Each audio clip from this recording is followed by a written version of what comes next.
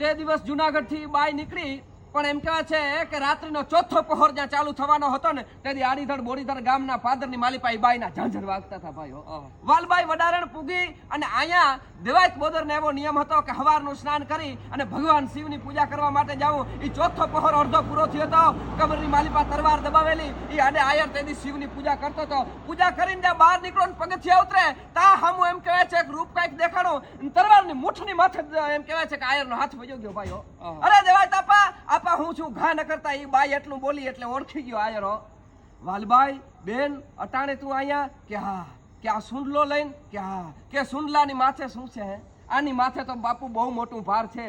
આપા દેવાયત 999 પાદરનો ધણી ઈ જુનારાનો રાજા રાડિયાસનો કુંવર છે ની કુંવર તમને સોંપવા માટે આવી છું. હો આ હા સોમલદે પરમારે અહીંથી કીધું તું અને એ બાઈ અહીંયા એમ કહેવાય છે કે દીકરાને પુગાડી દીધો. ઇતિહાસની માલિપા બીજો કોઈ નહીં પણ એટલો ઇતિહાસ મળે છે કે ઈ બાઈ છે વાલબાઈ વડારણ પછી દેવાયત બોદરને અહીંયા ગામ નહોતી રોકાણી પણ માંગરોળની ખાણુની માલિપા બેલા હારતી હારતી પોતાનું જીવન ગુજારી દીધું હતું.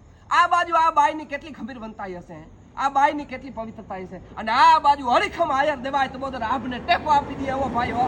અને એને કીધું કદાચ પ્રાણ વૈયા જાય તો ભલે વૈયા જાય કારણ કે એના માટે તો એટલા લોહી રેડાણા હતા.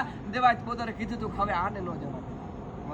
ઈ આશરો, ઈ ધર્મ, ઈ મર્દાનગી, ઈ પવિત્રતા અને એવો હરીખમ આયર ભાઈઓ. અને તેથી આમ કરીને બે હાથે હુંડલો લઈ લીધેલો અને ઈ દીકરાને ઝીલી લીધેલો ભાઈઓ. 999 પાદરના ધણીને રાખનાર ઈ આયર કેવો હશે અને એનું ખમીર કેવું હશે આજે આપણે વિચારીએ તો વાત એવી આવે.